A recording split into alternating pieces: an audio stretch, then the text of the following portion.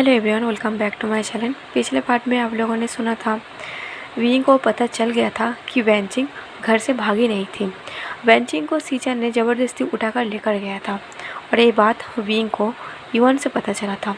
और जैसे ही विंग को ये बात पता चला था, विंग ने अपने घर वालों को और लैंडचिरन को भी इन्फॉर्म किया था, जिसकी वजह से विंग भी घर से निकला था वैनचिंग को वापस घर लाने के लिए। और इधर वैनचिंग सीजन की सर पर मारने की वजह से कुछ टाइम के लिए सीजन की सर घूम गया था और वैनचिंग उसी मौके का फ़ायदा उठाते हुए वो उस अपार्टमेंट को छोड़ के वो भाग के घर की तरफ आ रहा था एक कैब की मदद से। और सीजन भी वैनचिंग का पीछा करते हुए वैनचिंग के पीछे पीछे आ रहा था अपनी कार से। फाइनली वैनचिंग सीजन से भाग नहीं पाता। सीजन वैनचिंग की कैब के सामने आकर रुक जाता है। जब वैनचिंग थका हारा कैब से बाहर आता है, वैनचिंग हार मान लेता है कि वो शायद भाग नहीं सकता और सीजन भी अपनी कार से बाहर आके वैनचिंग के सामने आके खड़ा हो गया था। सीजन कहता है, वैनचिंग तुम भाग रही हो? वैनचिंग कहता है, शायद मैं अब भाग नहीं सकता, शायद तुम मुझे नहीं छोड़ोगे, ऐसे करते हैं तुम मुझे जान से मार दो। तभी सीजन कहता है, वैनचिंग तुम नहीं, मैं हार मान चुका हूँ। तुमने मेरे सर पर वार किया, सिर्फ इस वजह से तुम्हें भागना था। अब मैं मान चुका हूँ, तुम सच में जियानचैन से प्यार करते हो और तुम सच में मुझे भूल चुके हो। मुझे लगा था सिर्फ मेरे ऊपर तुम गुस्सा हो, पर सच में तुम मेरे ऊपर गुस्सा नहीं थे, तुम सच में मुझे भूल चुके हो। वैनचिंग कहता है, सीचैन मैंने तुम्हें पहले कह दिया था, मैं सिर्फ जियानचैन से प्यार करता हूँ। तभी सीचैन कहता है, सॉरी, अब मुझे समझ में आ गया, अब मैं तुम्हारे रास्ते पर कभी नहीं आऊँगी। मैं सिर्फ तुम्हारी कैब का इसलिए पीछा कर रही हूँ, शायद इसके बाद तुम मेरा कभी मुंह नहीं देखोगे। मैं चाहता हूँ तुम अपने मन में कोई भी गलतफहमी ना रखो और इस वजह से मैं तुम्हारा कैब का पीछा कर रहा था। अब मैं तुम्हारा पीछा नहीं करूँगा। तुम इतना हड़बड़ी में अपने घर मत जाओ, आराम से जाओ। अगर तुम चाहो तो मैं तुम्हें तुम्हारा घर छोड़कर आ सकता हूँ। तो वैनचिंग कहता है, नहीं, कोई ज़रूरत नहीं है। सीचन कहता है, मुझे पता है तुम मेरे ऊपर भरोसा नहीं कर सकते। वैनचिंग कहता है, तुम्हें लगता है अब मैं तुम्हारे ऊपर भरोसा कर सकता हूँ? सीचन कहता है, सॉरी के अलावा मैं अब तुमसे कुछ नहीं कह सकता। ऐसा कह के सीचन वैनचिंग से पीछे मुड़ के जब अपने कैब में बैठने जाता है, तब वैनचिंग अपने सोच में डूबा हुआ था। वैनचिंग सोच रहा था, क्या सच में जियानचैन इतने आसानी से मान गया? क्या मैं सही सोच रही हूँ? अभी जियानचैन जो कहा वो सब सच था? वैनचिंग इसी सोच में डूबा हुआ था। अपनी कार में बैठने ही जा रहा था, पीछे मुड़ के वो वैनचिंग की तरफ देखने लगता है। जब सीचन पीछे मुड़ के देखता है, सीचन देखता है एक बड़ा सा ट्रक जो बहुत तेज़ी से वैनचिंग की तरफ बढ़ रही है। ये देख के सीचन बहुत ज़्यादा घबरा जाता है और शॉक्ड हो जाता है। सीचन लाउडली वॉइस में कहता है, वैनचिंग हट जाओ। पर वैनचिंग को कुछ समझ में नहीं आ रहा था। सीचन जल्दी से भाग के वैनचिंग के पास आ रहा था उसे बचाने के लिए। उस ट्रक का ब्रेक फेल था, वो ड्राइवर उसे कंट्रोल नहीं कर पा रहा था और इसलिए सीजन जल्दी से आता है और वैनचिंग को धक्का देते हुए खुद उस ट्रक के नीचे आ जाता है, जिससे सीजन को बहुत ज़्यादा चोट लगता है। और वैनचिंग को भी धक्का देने से वैनचिंग की सर एक पत्थर से जाकर टकरा जाता है, जिससे वैनचिंग भी बेहोश हो जाता है और वहाँ पर सीजन भी बेहोश हो जाता है। जब सीजन और वैनचिंग दोनों ही बेहोश होकर सड़क के इधर उधर पड़ा था, इवन मम्मा कह के चिल्ला के कैब के अंदर से ही रो पड़ता है। इवन कैब से जल्दी से बाहर आता है और वैनचिंग के पास आके बैठ जाता है। सीजन को बहुत ज़्यादा चोट आया था, इतना ज़्यादा चोट आया था वो पूरा खून से भीग चुका था। सीजन फिर भी उसे वैनचिंग के लिए चिंता हो रहा था। सीजन कैसे भी करके अपनी आँख को खोल के देखने की कोशिश करता है आखिर वैनचिंग ठीक है या नहीं, पर सीजन हिल नहीं पा रहा था। सीजन की बॉडी पूरा यूजलेस बन चुका था, वो वैनचिंग का कोई मदद नहीं कर सकता था। और उसी वक्त विंग उस जगह पर आ जाता है, क्योंकि आखिरी लोकेशन वही जगह पर था। विंग जब कार से बाहर आता है, विंग दूर से देखता है सीचैन और वैनचिंग दोनों ही बेहोश होकर पड़ा है। ये देख के विंग की मॉम डैड भी शॉक्ड में आ जाता है, आखिर यहाँ हुआ क्या था। विंग भागते हुए वैनचिंग की तरफ जा रहा था और पीछे पीछे विंग की मॉम और विंग के डैड भी। और उसी वक्त लैंचिरन भी और लैंसन भी आ जाता है। लैंचिरन भी कार से बाहर आते ही वो भागने लगता है, साथ ही साथ लैंसन भी था। पर लैंसन भागते हुए आधी रास्ते पर रुक जाता है, क्योंकि लैंसन को बहुत ज़्यादा डर लग रहा था। लैंसन को लग रहा था कुछ अनहोनी ना हो जाए, शायद वो अपने भाई को खो ना दे। फिर भी लैंसन अपनी हिम्मत नहीं हारता, वो अपनी कदम को बढ़ाते हुए अपने भाई के पास जाता है। सीजन की फेस पर खून से भरा हुआ था क्योंकि सीजन को सर पर चोट लगा था। लैंसन बार बार अपने भाई को उठाने की कोशिश कर रहा था। लैंसन के चेहरे पर साफ दिख रहा था वो अपने भाई को लेकर कितना परेशान है। विंग भी वेंचिंग को उठाने की कोशिश कर रहा था, पर उठाने की कोशिश करते हुए विंग वांगजी की तरफ देखता है। विंग जब लैंसन को देखता है, विंग को लैंसन के लिए बुरा लग रहा था क्योंकि लैंसन इतना परेशान था। लैंसन को देख के ही पता चल रहा था। विंग एक बार लैंसन को देखता है और एक बार इवन को देखता है क्योंकि इवन भी अपनी मम्मा के लिए बहुत ज़्यादा रो रहा था। विंग लैंसन को और इवन को इतना परेशान होते हुए देख के विंग अपने डैड को कहता है, डैड जल्दी से मेरी हेल्प कीजिए और इन लोगों को कार पर बिठाइए ताकि हम लोग इन्हें जल्द से जल्द हॉस्पिटल में एडमिट कर सके। ऐसा कहते हुए विंग जल्दी से वेंचिंग को कैरी करता है और अपनी कार की तरफ ले जाने लगता है। विंग जब कार की तरफ ले जा रहा था, विंग के पीछे पीछे इवन, विंग की डैड, विंग की मॉम तीनों ही जा रहा था। विंग जब वेंचिंग को कार के पीछे की वाली सीट में लेटा देता है, विंग अपने डैड को कहता है, डैड बस 2 मिनट में अभी आता हूँ। ऐसा कह के विंग भागते हुए लैंसन के पास जाता है क्योंकि वो लैंसन को इस हालत में नहीं छोड़ सकता था। विंग जब लैंसन के पास गया था तब भी लैंसन अपनी होश में नहीं था। लैंसन की दिमाग काम करना बंद कर दिया था। लैंसन बस कोशिश कर रहा था वो अपने भाई को उठाए। लैंसन को इतना भी समझ में नहीं आ रहा था कि उसका भाई ऐसे नहीं उठ सकता, उसे हॉस्पिटल में एडमिट कराना पड़ेगा। विंग लैंसन को संभालने की कोशिश करता है। विंग कहता है, लैंसन अपने आप को संभालो, तुम्हें अपने भाई को हॉस्पिटल पर एडमिट कराना पड़ेगा। अगर तुम यहाँ पर उसे उठाने की कोशिश करोगे वो कभी नहीं उठेगा। लैंसन विंग की तरफ देखता है। लैंसन अभी इस हालत में था जैसे वो एक कोई छोटा बच्चा है या फिर लैंसन को कुछ समझ ही नहीं है। विंग कहता है, हाँ लैंसन तुम्हें अपने भाई को हॉस्पिटल पर एडमिट कराना पड़ेगा, जल्दी से चलो और अपने भाई को कार में बिठाओ।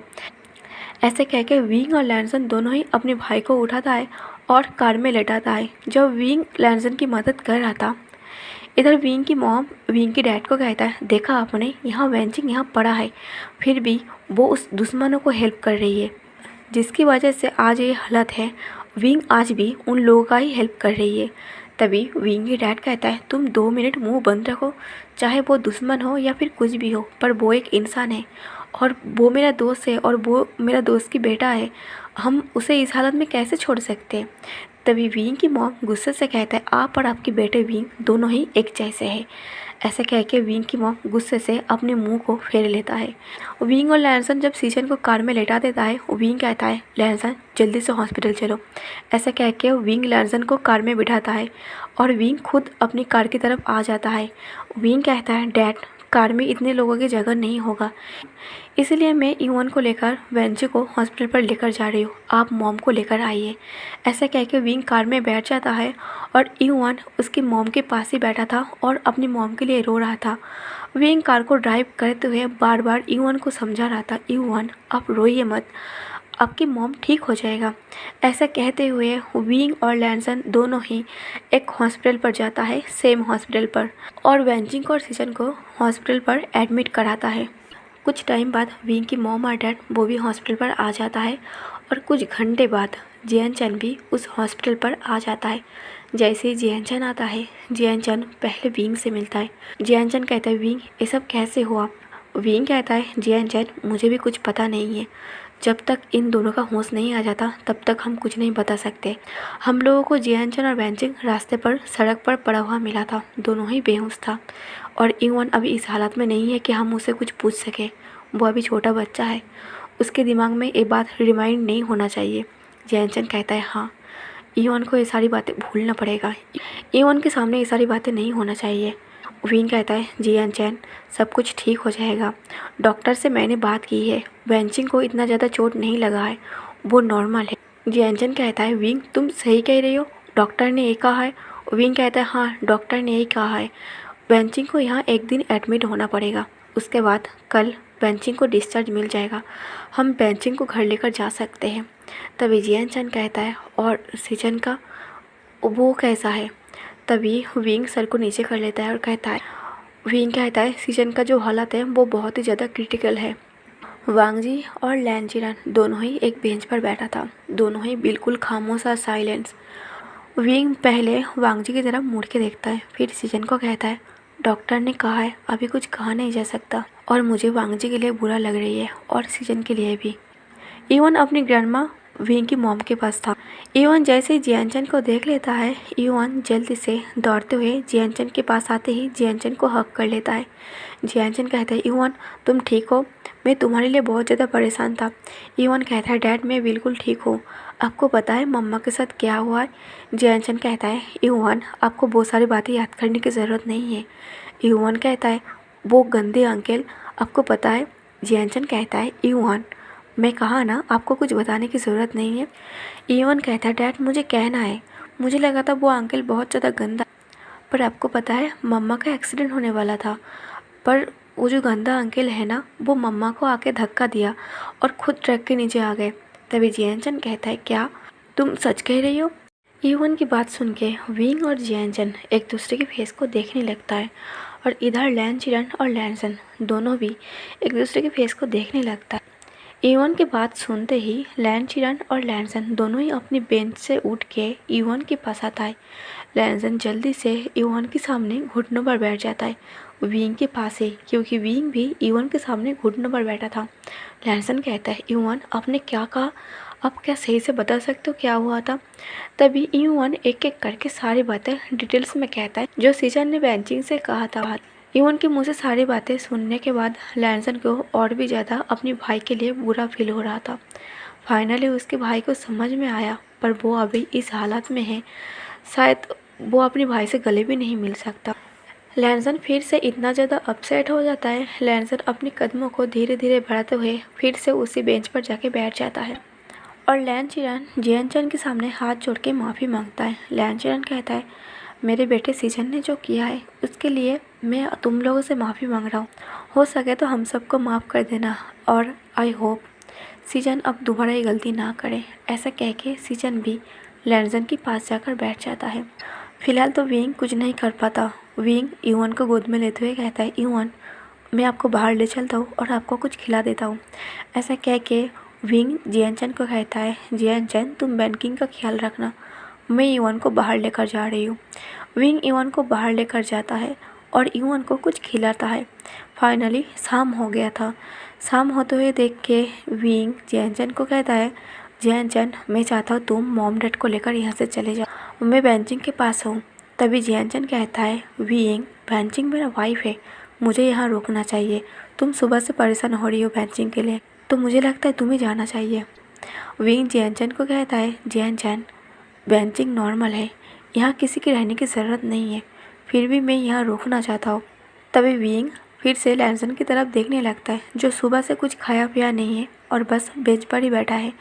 तभी विंग कहता है, मैं यहाँ रह के लैनसन का ख्याल रखना चाहता हूँ और बेंचिंग का भी ख्याल रख लूँगा, और डॉक्टर ने कहा है फैमिली में से एक ही मेम्बर रह सकता है, तो अगर मैं रहूँगा तो मैं बेंचिंग और लैनसन दोनों का ही ख्याल रख पाऊँगा। अगर तुम यहाँ रहोगे तो तुम सिर्फ बेंचिंग का ख्याल रख पाओगे, और मैं लैनसन को नहीं छोड़ना चाहता इस हालात में। जियानचन विंग की बातों को समझता है और कहता है, हाँ तो फिर ठीक है, वैसे भी बेंचिंग कल घर जा रही है, तो मैं मॉम डैड को लेकर यहाँ से जा रही हूँ। तभी विंग कहता है, जाने से पहले 2 मिनट रुक जाओ। ऐसे कह के विंग जब विंग जा रहा था जियानचन कहता है, विंग तुम कहाँ जा रही हो? विंग कहता है, मुझे थोड़ा सा काम है, तुम बस 10 मिनट रुक जाओ। ऐसे कह के विंग ईवान के पास जाता है और कहता है, ईवान मुझे आपसे कुछ काम है। ईवान कहता है, क्या मुझसे काम है? मैं आपका क्या हेल्प कर सकता हूँ? तभी विंग कहता है, आपको आपके लैंड डैड के पास जाना पड़ेगा और उसे कुछ खिलाना पड़ेगा, क्योंकि मैंने काफ़ी बार कोशिश की है, वो मेरे हाथ से नहीं खा रहा। तभी ईवान कहता है, डैड आप मेरे लैंड डैड से झगड़ा किया है क्या? तभी विंग कहता है, नहीं ऐसा नहीं है, बस आप छोटे हो नहीं समझ सकते।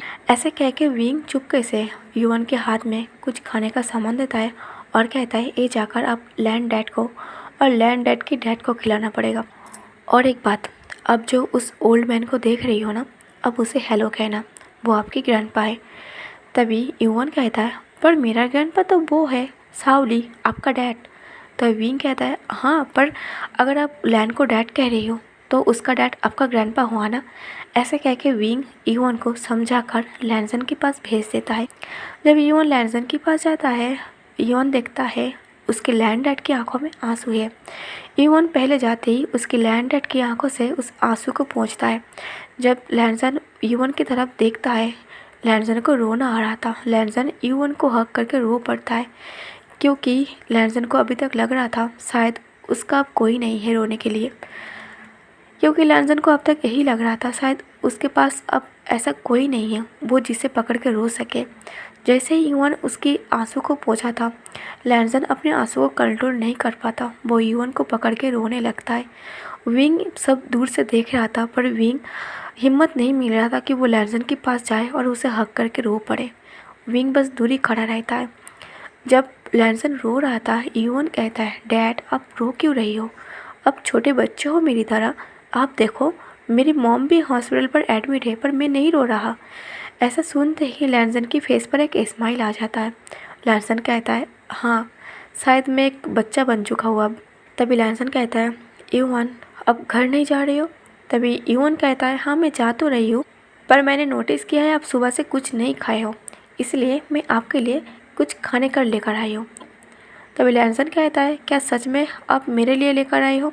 तभी ईवन कहता है, हाँ। तभी लैनजन कहता है, कहीं ये और तो नहीं भेजा है ना? आप सच तो बोल रही हो ना? तभी ईवन कहता है, मैं सच बोल रहा।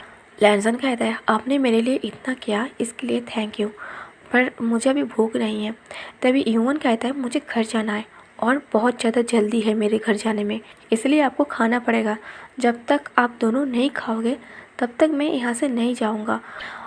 और आपको पता है ना, एक हॉस्पिटल में एक बच्चे का रहना अच्छी बात नहीं है। लैनजन कहता है, हाँ मुझे पता है। तभी लैनचिरन वहाँ आ जाता है। जैसे ही लैनचिरन को ईवन देखता है, ईवन को विंग की बातें याद आ जाता है। ईवन कहता है, हेलो मैं ईवन हूँ। तभी लैनचिरन कहता है, वांग जी ये। तभी लैनसन कहता है, डैड इसका नाम ईवन है और ये वेंजिंग का बेटा है। तभी लैनचिरन ईवन को अच्छे से देखने लगता है, क्योंकि ये सीजन का बेटा था। तभी लैनचिरन कुछ कह नहीं जा रहा था। लैनसन उसके डैड को रोक देता है और कहता है, ईवन ये मेरा डैड है। तभी ईवन कहता है, हाँ मुझे पता है ये मेरा ग्रैंडपा है। तभी लैनचिरन और भी ज़्यादा हैरान होते हुए लैनचिरन की आंखें नम पड़ जाता है। लैनचिरन कहता है, आपने मुझे ग्रैंडपा कहा? तभी ईवन कहता है, हाँ मेरे विंग डैड ने कहा है कि आप मेरे ग्रैंडपा हो।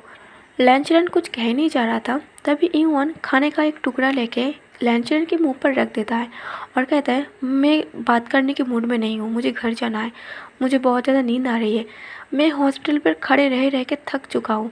ऐसा कह के और एक निवाला ईवन लैनसन के मुंह पर देता है और कहता है, मुझे जल्दी से जल्दी आप दोनों को खिलाना है और फिर यहाँ से जाना है।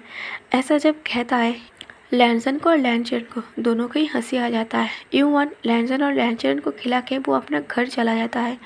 काफ़ी रात हो चुका था जब लैनसन ऐसे ही बैठा था और उसके पास लैनचिरन नहीं था। तब विंग हिम्मत करके लैनसन के पास आकर बैठ जाता है और लैनसन से कहता है, लैनसन तुम इतना परेशान मत हो, सब कुछ ठीक हो जाएगा। विंग के बैठने से लैनसन अपनी आंखें बंद कर लेता है। इस तरह विंग को समझ में आता है लैनसन उससे बात नहीं करना चाहता। फिर भी विंग कहता है, लैनसन मुझे पता है तुम मुझसे गुस्सा हो, पर मुझे पता है मैं काम ही ऐसा किया है, पर मुझे लगता है तुम्हें अपनी तबीयत का ख्याल रखना चाहिए। तभी लैनसन कहता है, विंग मुझे बात नहीं करना और मैं चाहता हूँ तुम यहाँ से चले जाओ। विंग कहता है, पर मैं ऐसा कहते हुए विंग कुछ नहीं कह पाता। लैनसन वहाँ से उठ के चला जाता है, क्योंकि लैनसन को विंग से एक भी बातें नहीं करना था। विंग के बैठने से लैनसन और भी ज़्यादा परेशान हो रहा था। ये देख के लैनचिरन को भी अच्छा नहीं लगता कि विंग के और लैनसन के बीच में दूरियाँ आ चुका है। लैनसन के उठ के चले जाने के बाद विंग भी मनाने के लिए वो लैनसन के पीछे पीछे जाता है। जब विंग लैनसन के पीछे पीछे जा रहा था, लैनसन अपने कदमों को रोक लेता है और कहता है, विंग तुम मेरे पीछे पीछे क्यों आ रही हो? तुम्हें समझ में नहीं आ रहा मैं परेशान हो रही हूँ? विंग कहता है, लैनसन मुझे पता है तुम परेशान हो रही हो, पर मैं तुम्हें परेशानी में नहीं देख सकता। लैनसन कहता है, अब ये सब कुछ कहने की कोई ज़रूरत नहीं है, हम दोनों के बीच में अब कोई रिश्ता नहीं है, शायद तुम भूल रही हो, तो तुम अपने देख लो, मैं अपना देख लूँगा। तब विंग कहता है, सॉरी उस दिन मैं थोड़ा बहक गया था। लैनसन कहता है, मुझे बात ही नहीं करना। ऐसा कह के लैनसन चला जाता है। तो गाइस आज का पार्ट यहीं पर ख़त्म कर देती हूँ। आज का पार्ट जैसा भी लगा हो कमेंट करके ज़रूर बताना, लाइक और शेयर कर देना और मेरे चैनल को सब्सक्राइब ज़रूर कर लेना। Thank you for watching.